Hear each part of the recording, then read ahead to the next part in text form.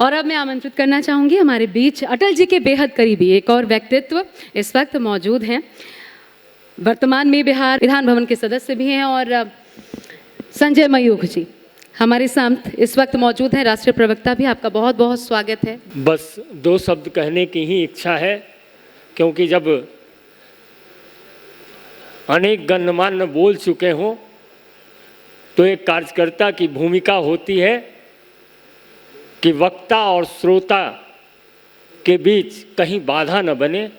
आज के इस अटल मिथिला सम्मान में लोकतंत्र के पहरुआ, हम सबके अग्रज, राजस्थान की भूमि से आने वाले लोकसभा के माननीय अध्यक्ष श्री ओम बिरला जी, हमारे बड़े भाई और पार्टी के पूर्व राष्ट्रीय उपाध्यक्ष, वरिष्ठ राजनेता, पूर्व सांसद श्री प्रभात झा जी, पत्रकारिता के आदर्श पुरुष और आपके राह जब पत्रकार चलते हैं तो उस पत्रकार को एक आदर्शवादी पत्रकार माना जाता है। हम जरूर मानते हैं कि इस बाजार में आपके लिए वह पथ क्या, पथिक कुशलता क्या, जिस पथ में बिखरे सूल न हो, नाविक की धैर्य परीक्षा क्या, यदि धाराएं प्रतिकूल न हो।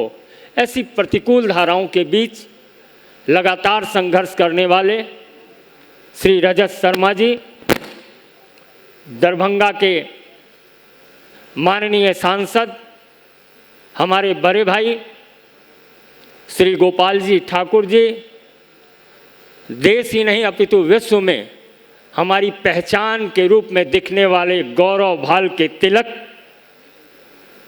महान संगीतकार श्री उदित नारायण जी, और यहाँ इस अटल मिथिला सम्मान के आयोजक, हम आयोजक कहने में हिचकते हैं, उन्हें साधक कहते हैं, क्योंकि निरंतर कई वर्षों से उन्होंने कई लोगों को समेटा है।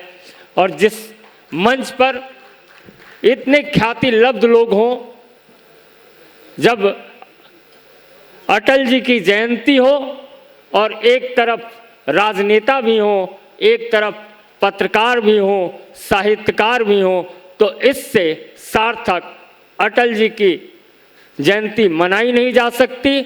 हम तो सिर्फ माननीय ओम बिरला जी और आप सबों के बीच बाधा न बनते हुए इतना ही कहना चाहते हैं कि यदि प्रदीप झा जी और आशा झा जी ने इस समारोह का नाम अटल मिथिला सम्मान रखा है, तो इसमें एक ही पंक्ति है जो अटल जी से सबसे ज़्यादा मेल खाती है कि अटल जी में भी मिठास थी और मिथिला की भाषा में और मिथिला की संस्कृति में भी मिठास है।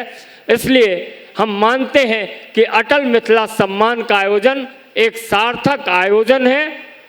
इसीलिए आज हम अपनी वाणी को यहीं विराम देते हैं, केवल इतना कहते हुए कि अटल जी के संदर्भ में किसी ने कहा था कि दीप हूँ जलता रहूँगा, प्रलय की आंधियों से अनवरत लड़ता रहूँगा, अनवरत लड़ता रहूँगा। बहुत बहुत धन्यवाद। जय हिंद, जय भारत।